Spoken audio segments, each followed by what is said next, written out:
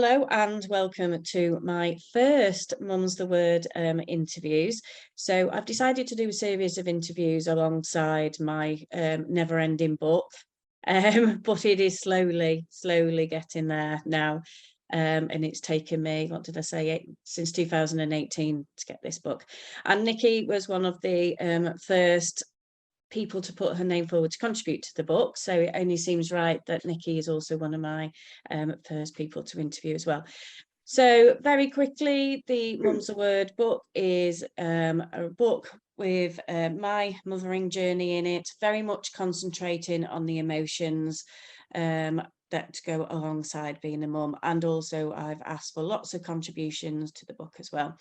And Nicky, you contributed to the early years section, and we're really honest in the book about your postnatal journey. Do you want to just explain a little bit about perhaps where you are now with that and the age of your children now, but also around your journey when you first become a mum and how difficult it can be for people?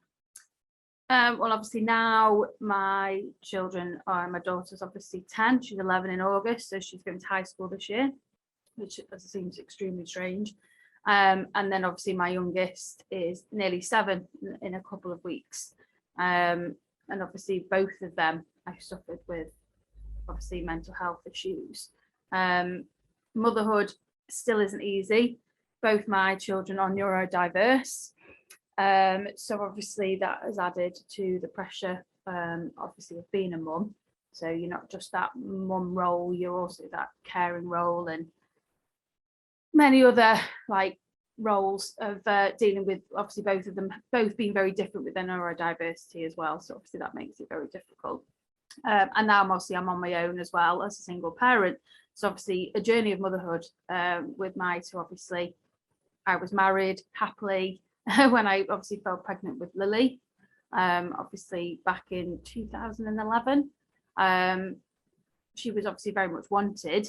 It wasn't until Lily was nearly 1 that I realised that I'd probably had prenatal depression and postnatal depression for a long time and hadn't realised it. But I think what happened with Lily is when I became pregnant, I think it triggered a lot of maybe childhood trauma for myself, because then, you know, you've literally got those 9 months to kind of sit back and think, oh my gosh, okay, you know, you're creating this life, and yes, you plan all these the nursery space, and you know what you're going to call them, you buy clothes for them, but then when you sit down and realize that this person's going to be in your life forever, and the responsibility that was coming with that, I think hit me quite hard. Unfortunately, I didn't really have a very close relationship with my mum. I do now. Things have changed, and obviously we're a lot closer now with things that have happened probably the past couple of years. But in the early days, I think I kind of realised I was kind of on my own with obviously my partner, and it was just the two of us, and obviously Lily. So that's probably what kind of triggered my mental health kind of downfall, really. And I think as well, you don't really want to admit that you're struggling. Obviously I was excited to have Lily, but when I look back to it now, I was quite numb, didn't really feel excited, although I probably made myself feel excited. But I didn't know that obviously I wasn't well at the time. Not the best labour, unfortunately. She was late, so I was induced. Again, that was quite traumatic because unfortunately things didn't go to plan, so I didn't have a naturally 24 hours of labour, and eventually I had to have a C-section. So obviously I was very out of it, not really with it, didn't get any skin to skin, didn't get to meet her straight away. The first inkling of probably what should have clicked is when I woke up the next morning and didn't feel anything towards her. I remember looking over to the crib, and even now, you know, and I've said this to her recently, you know, I wasn't well when you were a baby, and I'm really sorry about that. You know, it didn't mean I didn't love you, but we struggled with that bond. I wasn't excited. You know, obviously family there, and they were all like, she's lovely, she's beautiful, she's amazing. And I'm like, yeah, nothing. You know, I went through the motions of holding her and trying to feed her, and I suppose as well, I had carpal tunnel, so I couldn't really hold her. So that was a struggle. So feeding didn't really go down very well. Obviously, I'd had a C-section, so that made things very difficult moving around. So yeah, I that first year of Lily's life, I think, was just kind of, I kept busy all the time with her. So I would be out. Obviously, if I was at home, I just couldn't cope with her. She was a very clingy child, wanted to be with me all the time, which was fine. Most people have got the patience for that, but I struggled with that. I went to groups when I could. I went out with other people if I could. I found it very difficult being on my own. And unfortunately, like I said, I didn't really have a lot of family support in the early days with Lily. When she was 9 months and I went back to work, that's obviously when I realised I wasn't well. So I finally then obviously got the support. What was that catalyst, do you think? What did it take? Why did it take to get back to work for you to realise? I think I thought that going back to work and finding a little bit of the old me, which now I say to new mums, you know, you become a brand new person when you have that child. That moment you conceive and you become a mum, whether you go through the journey of having that child or something happens sadly and you don't, you still, everything changes in you, your body, your mind, everything. I didn't really see that in the early days with Lily, and I just thought, I'll go back to work, find myself again, you know, be who I used to be. But I realised there wasn't no who I used to be, because that person had gone. So I suppose that kind of hit me, and I grieved that a little bit, the fact that I didn't have that freedom anymore. I couldn't just walk out the door. You know, you've got the mammoth of bags and the child, and you have to plan everything. So I found that really difficult, and I thought work would give me that freedom again. But then I just felt the pressure and the stress of being at work, and then felt the guilt of leaving Lily as well. So it was like a weird reaction, really. I wanted to be away from her, but I didn't want to be away from her. And I was very much like, you know, is my mother-in-law looking after her properly? You know, is she feeding her the way I like to feed her? And, you know, I spent 9 months of all this time with Lily, and the routine and the structure. I thought it's going to throw me, and it threw her. But if anything, it was obviously my issue. And I don't know, I think I just had a bit of a blip. I drove home one day from work, and I don't think I came home for a while. And obviously my partner at the time, obviously worried about where I was, because I hadn't picked Lily up. And I think I just sat in the car crying, because then I think that's when I realised that the little comments that people kept making to me, that maybe you need some help, Nicky, maybe there's something not quite right. So other people had been noticing it Yeah. then, do you think, by this point? Yeah, people were just like, you know, maybe you should go to the doctors, and I was just like, no, I'm fine. You know, it's just hard work being a mum. But yes, it is hard work being a mum, but I wasn't well mentally, so that was making it even harder. So I remember sitting in the doctor's room, obviously with my partner at the time, saying, I think I've got obviously postnatal depression. And when I was talking about it, it was very clear that I'd had prenatal as well. By talking about things, I got signed off very early with Lily. I was 30 weeks pregnant because I couldn't drive, because I had carpal tunnel. So I couldn't type, I couldn't drive for more than 5 minutes. Obviously, it wasn't safe for me to be driving long distances. So probably that for 10 weeks I sat, probably having a baby and being on my own. I think I just put the pressure on myself for doing everything, thinking, oh, you know, other mums are doing it on their own, so I can cope and I can manage. And it became very clear, obviously, when I got diagnosed with postnatal depression, that it wasn't my fault, the way I was struggling and the way I was feeling. And I'm quite open with people that I've obviously met, like yourself and other people. When I've chat with other mums, I never thought I'd have another child. I thought, gosh, I can't go through that again. That's just, you know, the worst thing in the world, because it was horrible. It was scary. It was isolating. But I really wish I dealt, you know, how I dealt with Lily and how I dealt with when I had Leo was very different. because I accepted that I'd probably struggle second time around. And I think I made a decision one day that I wasn't going to allow my mental health to take away the fact that I wanted another child. Yeah. I'd met people like yourself, I'd met other people, and I'd talked about things, and you know, I'd got the support that I needed. I was on medication. I'm still on medication now. You know, it took a while to accept that that chemical imbalance happened when I became pregnant. And like I said, it triggered a lot from my childhood, which I've also then dealt with. And that's probably why I've got a better relationship with my mum and stepdad and my dad, because I've been obviously open and honest with how things affected me growing up. I'm very open about my mental health with both my kids as well.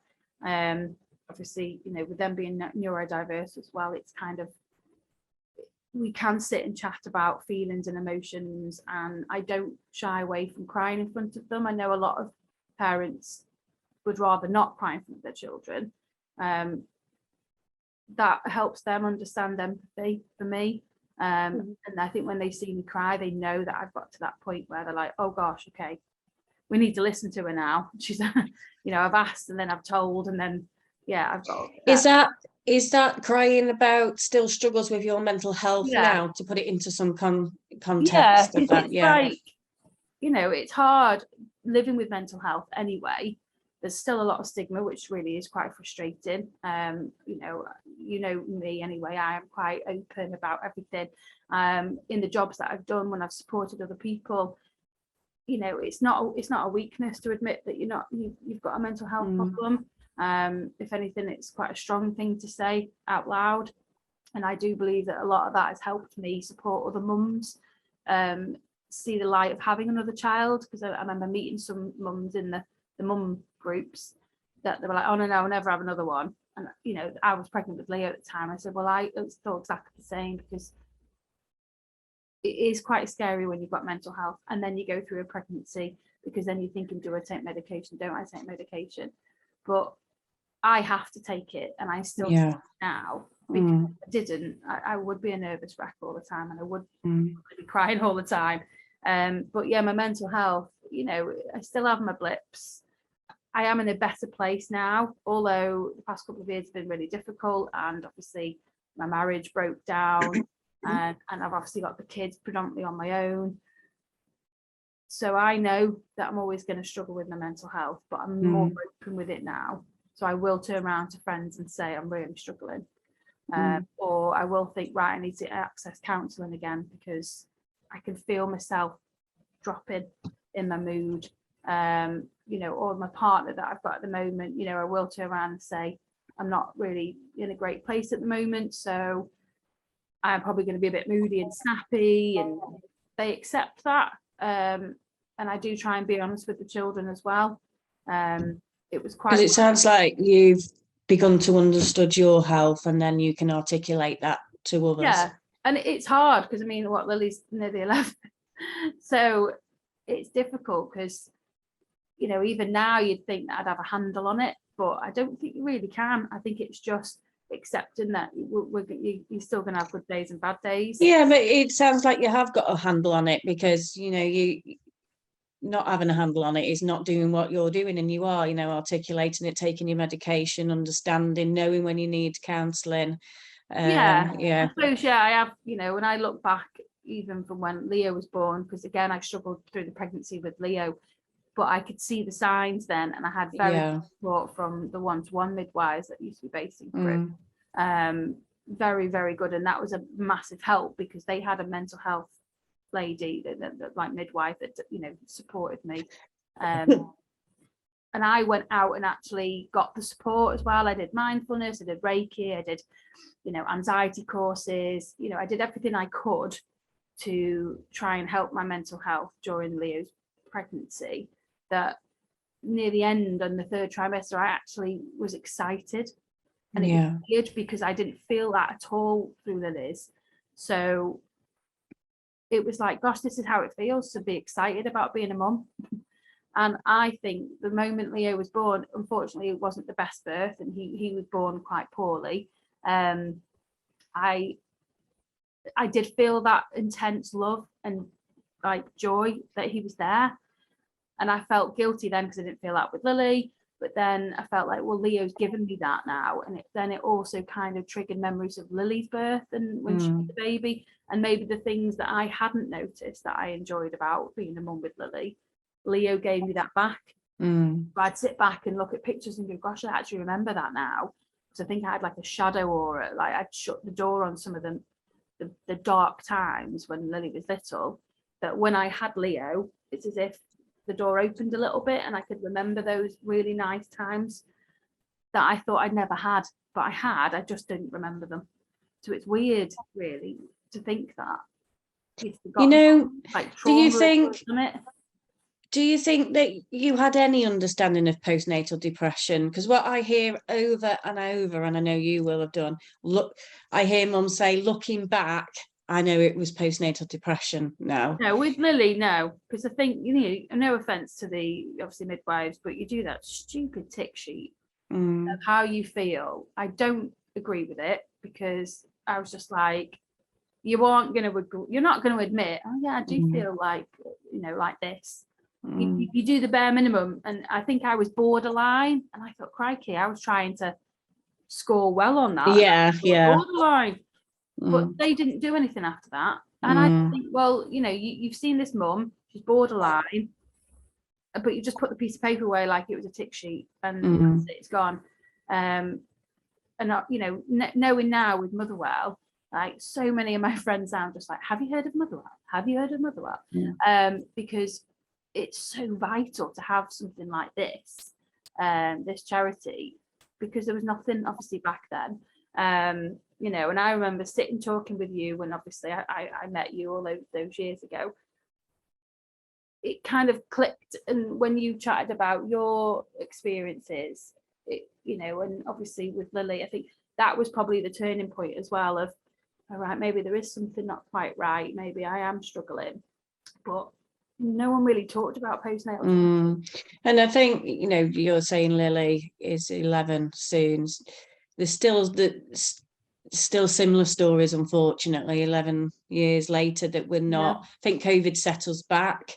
But that it needs to almost be a healthy conversation that's had with mum, but this is fine if this is how you're feeling, and that reassurance, because we shouldn't be having mums saying, looking back now, I know what it was, because a lot of them would have struggled for a long time like yourself.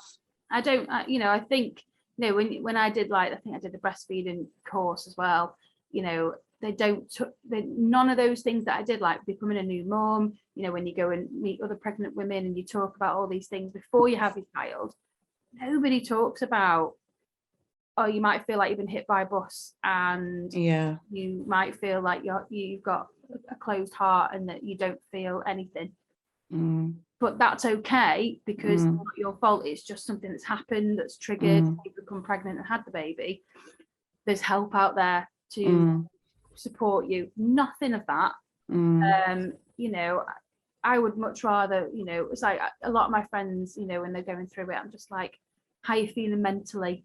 Yeah, I can see you struggling physically because, you're growing human and you're getting quite big, but how are you mentally? I'm supporting a mum at the moment because, when she's struggling, she'll message me and I'll message her back, and I'm like, I get that. It's a horrible, dark place to be sometimes, especially when you're on your own as well. But whether you've got an army of people around you, you can still feel alone. And I think, like you say, it's the whole essence of the book that I'm writing is that it's the journey, because every part of the journey has its own issues, and the emotions is what people don't talk about, the mental health impact what we don't talk about, and the idea is to not be alone in it. And we know from peer support groups, don't we, that I've been to, you've been to, when somebody else says, I felt exactly the same, something magical in that one conversation, that that somebody else has been there and you're not different, or got something wrong with you. And I think I love that, because I remember being pregnant with Leo and running that little group and meeting, and obviously still in touch with some of those mums now, where they did turn around and say, oh no, I don't think I can put myself through that again, I can't have another child. It was the most scariest thing I've ever been through. And then obviously 3-4 years down the line, they've had their other children. But because they knew that they weren't alone, and because they knew that it was okay to struggle and to feel like that, and where to access the support, they went ahead and had that other child, and they've loved it. And yes, it's still not easy, but they've embraced it and enjoyed that second stage of motherhood. But out there's probably mums that will never have that other child, they haven't got that support. And you know, it must be quite scary as well if, you know, there isn't anything around, you know, to talk to anybody. But yeah, I'm, you know, even now, you know, I do chat to other mums, and I do turn around and say, you know what, I hate being a mum sometimes. I hate it. I love my kids with every ounce of breath and everything. You know, I get up every day for them. Everything I do is for them. And, you know, I am starting to be a bit selfish now and doing things for myself, but I shouldn't say the word selfish, because it's not being selfish, because I need to do it. But we feel like, oh, you know, I'm being selfish today and I'm doing something for myself. It's not being selfish. It's just, you need to look after your mental health and your physical well-being. But it's such a hard job being a mum, and then working as well. And I don't know, it's just, there's still the pressure on mums to do everything and to be everything. And, you know, whether you're a single parent or not, there's still that pressure. You might have this amazing supportive partner, but you're the mum still thinking, well, I've still got to do all this for school, and pick the kids up, and school uniform, and school clubs, and it's like a never-ending pressure. And I think it's nice to know that there's groups out there where I can turn around and not have someone going, oh my gosh, I can't believe you just said that you hate kids. It's like, well, yeah, I might do sometimes. I love them, but I don't always like them. They don't always like me. You know, and that, you know, they do say that, oh, I hate you. And I'm like, yeah, because I've said you can't have a chocolate bar, end of the world. But, you know, it's just, you take it, you know, on the chin and just carry on. But yeah, sometimes I can quite easily walk out that front door still, because my mental health, I can feel it. But I think now I can turn around to the kids and say, right, I need to go and sit down for 5 minutes in the kitchen and have a cup of tea, because I need to breathe and level myself back out and do a bit of mindfulness and just not shout, because then I can feel myself getting worse, and then that affects the kids then. So I mean, I always say, you know, part of why I've wrote the book and why I set up the charity, it's the hardest job that I've ever done, and definitely it's the hardest job I will ever do. Yeah, I remember sitting there, he even said that to me. I was like, God. He's like, what? I said, it's just so hard being a mum. He was like, why did you put my trainers on? I went, well, in a way, yeah, because why am I putting your trainers on at nearly 7? But you know, it makes it a bit more difficult, obviously, with them being neurodiverse. And I do wonders for myself. You know, Leo had quite a traumatic birth. He was born not breathing, so obviously that was a very scary time. And I do think, you know, did that trigger something with him? You know, and did I maybe cause Lily's emotional issues because she struggles with her emotions? But you know, I can't think that, because it's not like I woke up that day and chose to have a mental health. No. All I can be now is an advocate for my kids and say, it's fine if you're feeling upset. And you know, SATs has happened this week, and I'm so proud of Lily, because we've sat and chatted about it, and I've just said, I'm not having you crying, I'm not having you stressing, I'm not having you thinking you're stupid and you're a failure, because this doesn't define you. This week does not define your life. And she's come out of school like, yeah, it's been all right. I didn't finish it, or I didn't know what half the answer to the questions were, but and that just was just like, wow, I've actually done something right. Yeah, she's chilled about it. Yeah, because I was like, your brain works differently anyway, you're dyslexic, you're neurodiverse, you know, which is absolutely fine. And you know, my kids don't seem bothered, but there's some people I've met in the past are like, oh, you know, I'm weird and wrong, you know, my brain works different. And I just think, gosh, how have you been brought up to think that you're not right and that you're not normal?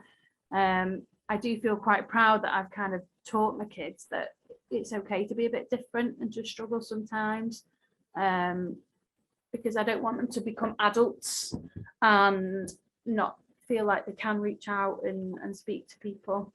You know, even like Lily, you know, she'll be accessing counselling at some point, and she's absolutely fine with that. Whereas I know some of the children, their parents are struggling to get them involved with it, because they've not really spoken about how important it is and how there's nothing wrong with seeing a counsellor. You know, when the kids used to say, where are you going? I said, oh, I'm you know, I'm going to therapy and counselling. What's that? You know, so I sit down and talk to them about it. It's like, well, when you go to the doctors, when you've hurt yourself and they help fix you physically, I said therapy is a bit like fixing your brain a little bit when it feels like it's a little bit wobbly and it's not working very well. And they're like, oh, okay then. So they always used to go, so it's a brain doctor. And I'm like, no. I said it's more like a thoughts and, you know, feelings doctor kind of person. So, you know, it's quite nice when I've had those conversations with you know, and it's taken me nearly 2 years of saying this to Lily, that she's finally ready to talk to somebody about things, because I never got that when I was younger. I want her to know that it's okay to kind of talk to somebody. I said, and you can turn around and tell them that you hate me, it's fine. You know, you need to get these feelings and emotions out, because I want you to try and approach adulthood in the healthiest mental health that you can be. Because I know that I didn't, and obviously being a mom, becoming a mom, you know, brought all those things back from being a child. I think the only thing I can do now is just keep doing what I'm doing with them. But I accept that my mental health's always going to be there. Yeah. And so I'm asking everybody the same questions, but what advice were you given that you've always held on to as from being a mum? It's hard because obviously, you know, I've been given, you know, lots of different advice from different people. But it was just the fact that, you know, I got told you're going to get it wrong more than you're going to get it right. And I, you know, it was a bit kind of like, oh, okay, you didn't really understand that until they got a little bit older and they started moving and talking and walking and things. Yeah. You know, I made mistakes, you know, like, you know, oh, I didn't put that thing on the corner of the telly and she's banged her head on it, or I forgot about the step outside, and these little things. Yeah, you know, when you sit back, I kind of chuckle sometimes and think, gosh, yeah, I do get it wrong more than I get it right. But when I get it right, I get it really right. Yeah. So yeah, I think that it's important to know that you're winging it every day. You can have 1 kid or 10 kids, we're still winging it every day. So yeah, I think that advice was, I always think that quite regularly every day. It just makes me chuckle a little bit. And the second question is, what when was that moment that you knew, right, I'm definitely a mum now? I think probably when I was pregnant with Lily, when I sat in the nursery, when I'd done it all, and that was quite late on in pregnancy actually. I remember sitting there and thinking, God, yeah, this is it now. I am in charge of a small human. And when she comes, that's it. And it was a nice feeling, but it was a scary feeling as well. Like, oh my God, this is it for the rest of my days until my last breath. And even then I'm still a mum, but I'm just not around. But yeah, that's when it clicked. I remember sitting there because, you know, I'd done a room out with lots of things that were mine when I was younger, and thinking, this is a really lovely room, I can't wait for her to see it. And I think it's when I was just like, can't wait for Lily to sleep in that bed and, you know, change on that change mat. That's when I think it clicked in. And I think it must have been about 32 weeks. I knew I was going to have a baby, but yeah, it didn't click until then that, oh yeah, I'm going to be a mum. And, you know, that is probably maybe when things started to click. Like, yeah. Things. But yeah, that was quite a daunting well thing. Thank you so much for writing for the book and for today's interview. Really do appreciate it, and how honest you've been it needs to be applauded as well, so thank you very much. You're welcome.